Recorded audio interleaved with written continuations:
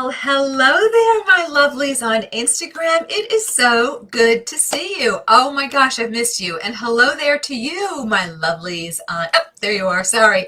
Hello there to you, my lovelies on Facebook. I'm Donna Hoffman. It's so good to be here with you. I missed you. I was on vacation and now here you are. We're back together again. Yay. They call me the interior design advocate because I advocate on behalf of design lovers, professional designers, as well as DIY design lovers to empower you to be more, to be better tomorrow than you are today. Better today than you were yesterday. With systems, strategies in design, whether it's strategies about your design business, whether it's strategies about designing in your own home. I want you to have the life that you want to have in any way that I can support you through design. And so aside from the online courses that I offer, aside from the amazing online program we're about to be launching in a couple months for just the design community, aside from all that, I come out here every Tuesday. Yeah, I still have vacation brain. Every Tuesday, 4 Eastern, and I teach about a topic. And, you know, the topics vary week to week, and sometimes it's more about an interior designer driven topic, and sometimes it's more about a design lover topic, and sometimes there's crossover. I have designers who study with me in my courses. I have DIY design lovers who study with me in my courses, and then they go on to become professional designers because they're indulging a love that they have. In fact, yesterday I met with a new potential client, and she was showing me inspiration images of things that she loves. I was so proud. She showed me an image that one of my students designed, one of my interior design students designed, who became a professional designer. So I have to reach out to her and tell her how proud I was of that. So I'm proud of you guys too. I'm so happy to be here with you. So today we're going to be talking about furniture shopping because it drives a lot of you crazy. It shouldn't, but there are a couple of common pitfalls I'd love to know from you. I posed the question, what do you hate more? Shopping for wood furniture, it's called case goods if you didn't know that, or upholstery? And tell me what your answer is, and tell me why. What do you hate and why? And I'm going to go over some of the common problems and things that drive people bananas. And I'll share with you some workarounds and some things to think about. All righty. And then I'll take your questions while I'm out here live. And there it is. Okay. So I don't know your answer yet. What do you hate more? Shopping for wood furniture or upholstered items? So I'll just start at wood furniture. What drives people bananas? So the big fear for a lot of people with wood furniture is quality. You know, is this thing gonna look like crap, hold out poorly? What is the story with furniture quality? It all looks kind of similar in the stores when you first look at it, but then when you look closer, you see there are big differences. So the wood quality, you can't really fake wood furniture. Wood quality is everything. And it's also, when I talk about wood quality, it's how well dried down wood is. Wood comes from trees. Trees are wet. Well, before the furniture can be built, you have to, saw it into lumber, and it has to be dried down and kiln dried to remove all that moisture. Because until that's done properly, the wood is not stable. It'll move around. It'll warp. What that means to you as a consumer is that if you buy a low quality product in wood and you notice a year later, 2 years later, the drawers aren't opening and closing very well, or the doors, cabinet doors are misaligned, or they're not closing anymore, you purchased something with lower quality wood. It wasn't properly dried down. So the lesson here for you, and I'll say this a few times, is that in the furniture world, you will never find something for less. You will find something less for less, right? You will never find something for less. You will find something less for less. And that's really important, an important distinction for you. So when I say buy the best you can afford, I'm not being a pill. I'm just telling you, you get what you pay for. So a lower cost manufacturer that's trying to land things at a certain price and they're backing out of things on quality, they're going to go with lower cost, cheaper wood that hasn't been, it's a lower grade and hasn't been dried down as optimally. So then another common problem are finish problems. So, is the veneer going to lift? Is it chipping? Now, some of you who are really new to furniture, maybe you're just starting out, it may look like a wood stain to you, but it's really painted brown. It's really painted a color. So a stained wood, remember that stain is going to penetrate into the wood itself. So that's not going to chip. Can scratch, of course. All wood is soft, so that's not a quality issue. If wood scratches, it means you abused it in some way, you slid something on it. But I'm talking about when a veneer chips or when it lifts. That is, a veneer is a very, very thin, micromillimeters overlay of a wood sheeting, literally, that goes over the substrate wood. So a lower quality veneer, or veneer that isn't applied well because of low cost manufacturing, there again, can lift, can peel, can chip. So again, buying the best you can afford, always a good thing. And I know another issue that a lot of you talk about with your furniture, wood furniture, is mixing wood furniture. So you don't have this matching suite, which I don't want you to do. That's not a beautiful, Pinterest beautiful high-end look that I would love for you to be surrounded with.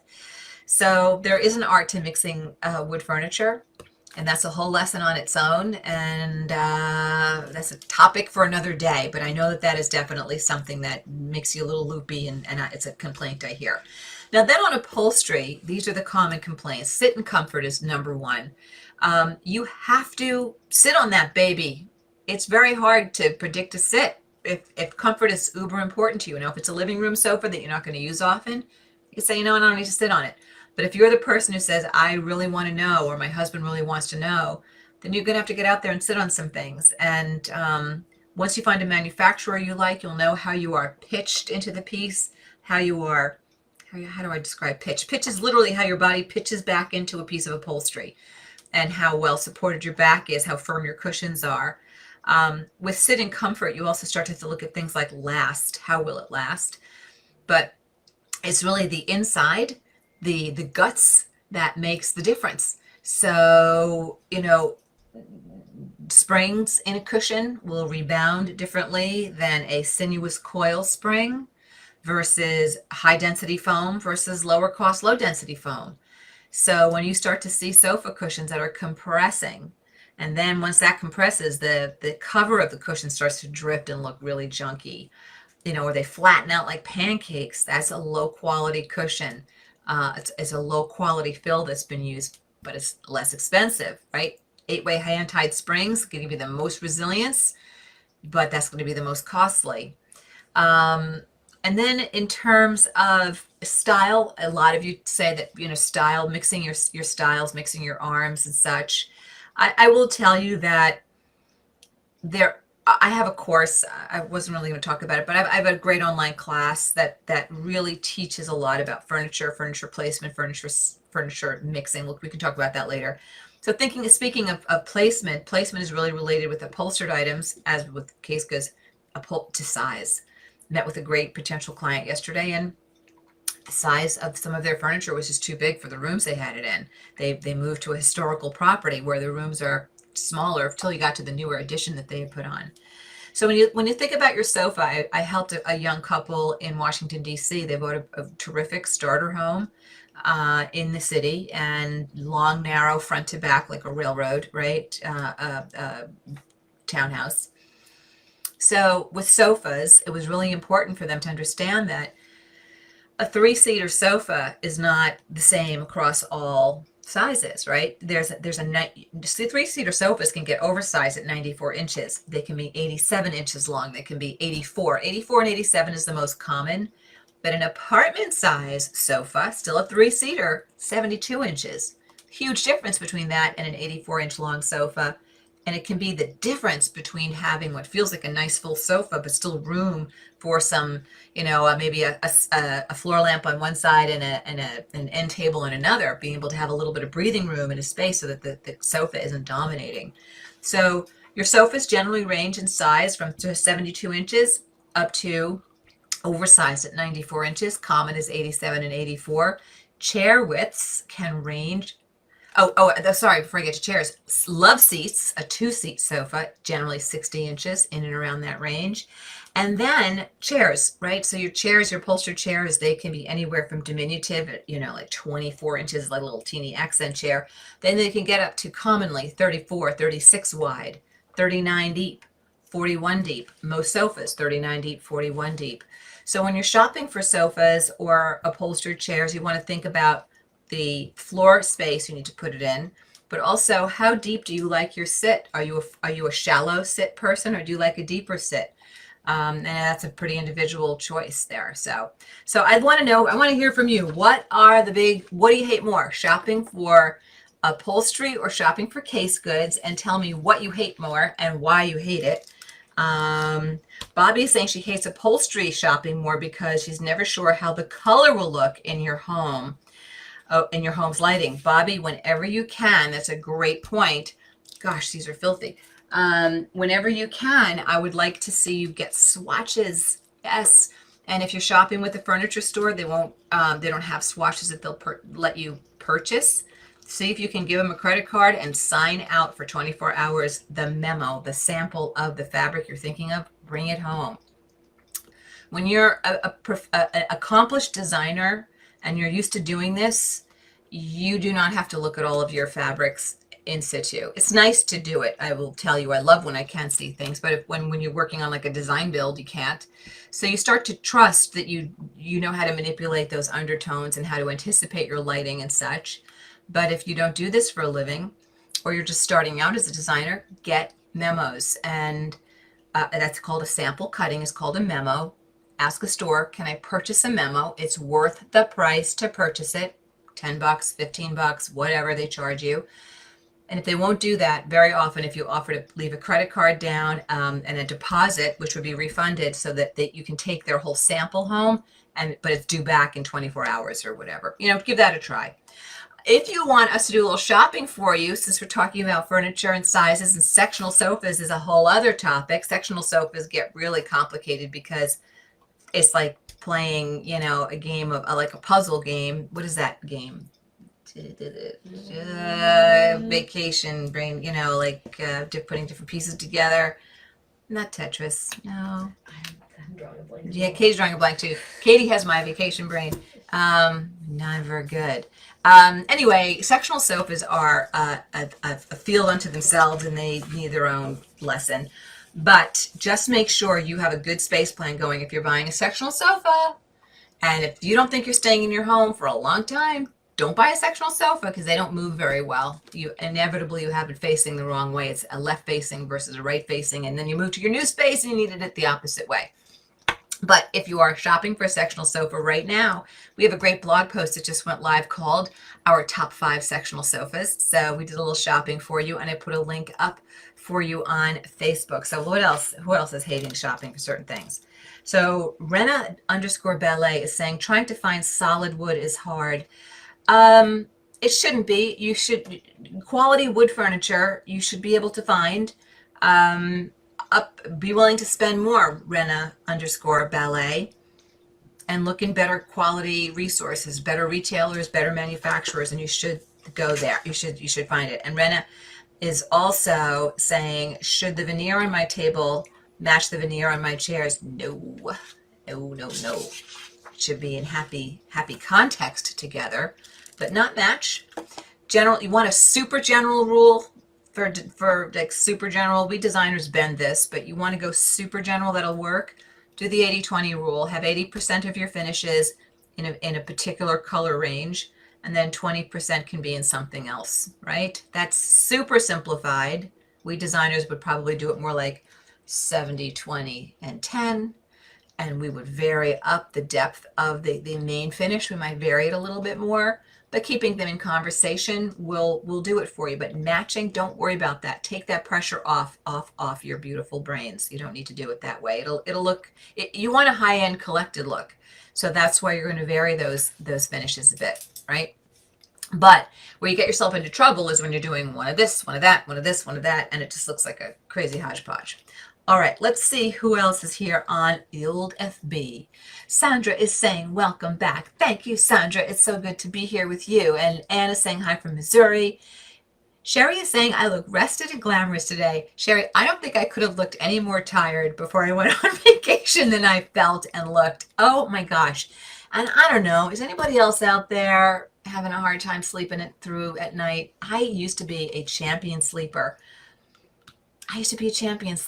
And then I reached that time in life where you mature like a fine wine, euphemism for, whatever. And then, oh my gosh, sleeping just doesn't happen for me some nights. And right before my vacation, I was so stressed out with what I had to do in my biz, the amount of work I had, that I was sleeping even less. And oh, was that tired? I got so tired that nothing was even looking good to me anymore. When I was designing things, I'd look at it and say, I don't even know if this looks good. I'm so tired. So I'm glad you're thinking I look rested, Sherry. I think the makeup always helps. Marcia is saying upholstered furniture, there are too many choices. Yes, that is very true. But here's the thing, Marcia Bednar, you're one of my students. I know that. And so you know your design fingerprint because you've taken the Decorating Genius online course. When you know your design fingerprint, you will walk into a store and you can lean into your design fingerprint, how you relate to shape and form and line, color, texture, and a million other things. And so much that you'll see in the furniture store will just disappear for you, and you will see what's right for you, and you will know it, and you will know why it's right. So when it comes to furniture, I want you to start paying attention to what shapes are you attracted to, what arm shapes, what shoulder shapes, what silhouette are, what silhouettes keep showing up for you. I had a client call me today about designing their California residence, and I worked with them years ago, and they said, we just loved the way we worked with you years ago, how you just managed to find who we were and what we were in design, and we loved everything you did, that when we sold that residence, we just moved it all to another residence up in Boston. I used the design fingerprint on them. It's a genius, fantastic process, and it works. So Marcia, if you're feeling like there are too many choices out there, I want you to go back and take a fresh look at your design fingerprint. Lisa is saying, hope I had a fantastic vacay. I did, Lisa. I did. The weather was not great, but I was so happy. We're down in Hilton Head. I was so happy to just kind of rest and relax. So thank you. I did. Beverly is saying hello. Hi, Beverly. Sandra's saying, I prefer old wood furniture that's been refinished. It's beautiful. It's got a lot of character. How do you not love old furniture, older pieces that have gotten a little life in them? And I will tell you, before COVID, when they were still doing the Kips Bay Show House, last 2 years at the Kips Bay, we were seeing that an antique was popping up here and there in more of the interiors. Very fresh, modern, crisp interiors, but then there was something really great that was aged, and it was beautiful. Marcia's saying choosing colors and fabrics and knowing sizes for seating and depth.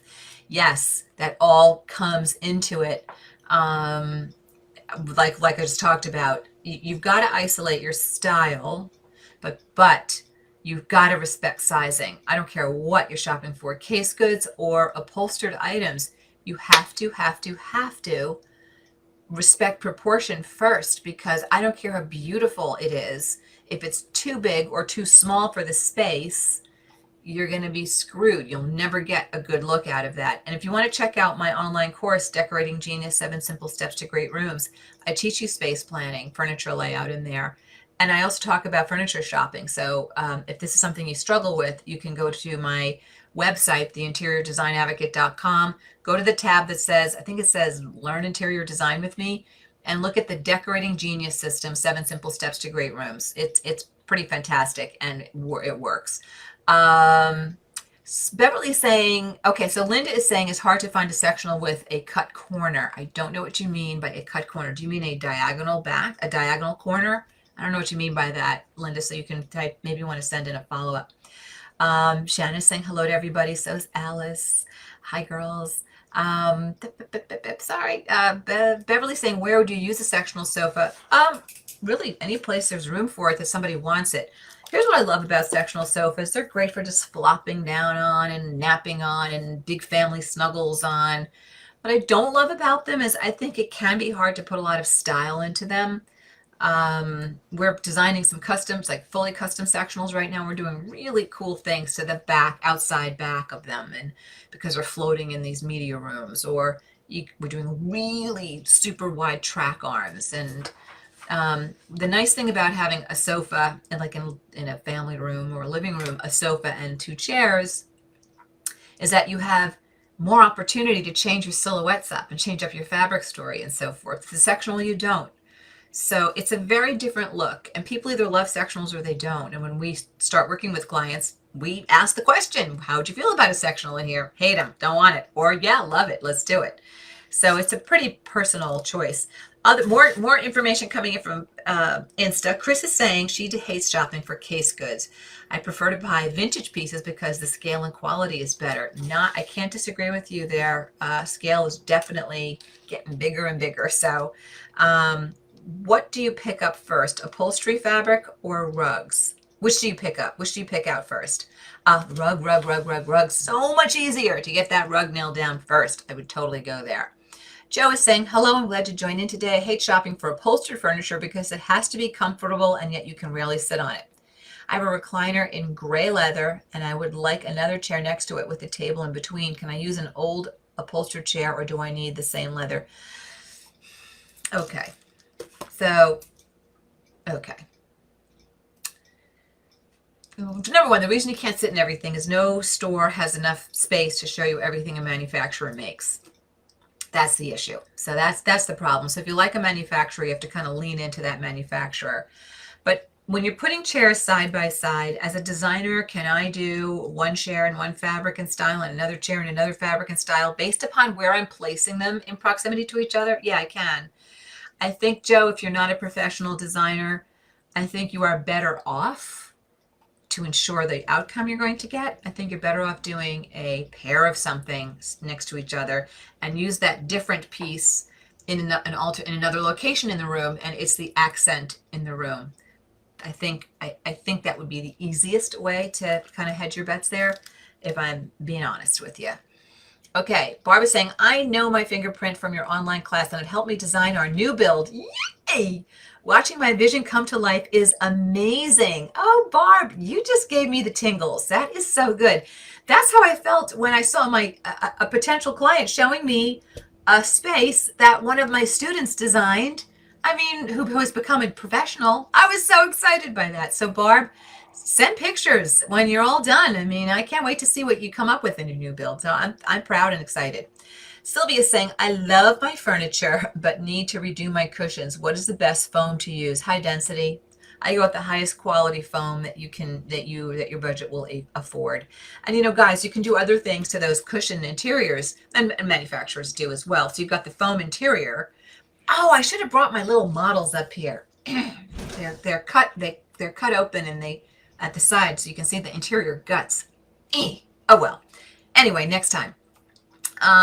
So you have this foam, and then you can have it wrapped with, you've got the dense foam, right? It's just like a block of like spongy foam, thick, spongy, hard foam. Then you can wrap it in down, or you can wrap it in a polyester wrapping and then put down on top of it. So the nice thing about that is called a down blend cushion, is that if the cushion was all down, it would just when you sat on it. But the fact that you have that something harder in the inside, you have that little tuft at the top, or that crown at the top, that is giving you that little bit of down. So Sylvia, those are some things you can talk to your reupholsterer about. And yes, guys, reupholsterers can absolutely restuff things for you, no problem. So there it is. Okay, two last questions. So Linda is saying, yes, a diagonal corner so the person in the corner has their own cushion. Linda, that is hard to find if you're not going super duper custom. So what I would recommend is that instead you do more pillows in the corner of the sectional. I always stack more pillows into that corner so that the person sitting there can lean back more comfortably. And it looks really good, but I think that would be the answer for you, unless you go super duper custom and you just draw it and you have an upholsterer make it for you. So there it is. Okay, so last question is from Kathy, or last comment I'm reading. My expensive Ethan Allen sofa has down wrapped foam cushions and they flatten out horribly.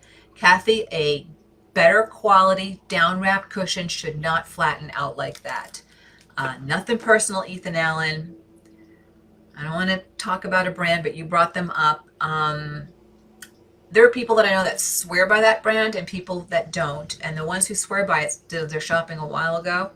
So that tells me that possibly they changed their private label vendors. So you get what you pay for, but sometimes not. Sometimes you pay for something and the quality's not there. I hope you went back to the store and said, listen, there's a quality problem here. What up? Problem is that furniture stores, understandably, and manufacturers don't give much of a warranty on furniture, and that's fairly standard. We could talk about why at some point. But I hope you went back to them and said, problemo here. And if they didn't give you remedy, I hope you'll go to a good upholsterer and say, listen, can I have these restuffed? Answer, yes. You're going to be shocked at the price. You could spend $1,000, I'm not lying, restuffing cushions, because all the stuff that has to go into them, plus the labor, you could on a 3-cushion sofa. I've seen it happen, so I'm just warning you. So, but think of what you spent on the sofa and think of what you'd have to spend to replace it. So it might be worth it. So you have something that looks more tailored and beautiful again and fresh again, and has a quality such that it's comfortable for you to sit on. That said, guys, I do want you to know that your upholstery, like your wood furniture, needs to be maintained. You should be flipping your sofa cushions, no lie, minimum every 6 months. More likely, possibly every 3 months. And I mean flipping them, pounding them. Those seat cushions, flip them. If your sofa or chair doesn't have an attached back cushion, flip that as well. I have a very good quality sofa and love in my family room, and I'm flipping those cushions a lot because everybody sits in the same spot in the same way all the time. So you should be flipping and pounding, and I mean pounding. You pound them out. You get all that stress out of your body. And in my living room, which I sit on far less frequently, I still flip those cushions because I have one child, when he is home visiting, he's always sitting in that living room sofa because he loves that sofa. It's a cool sofa.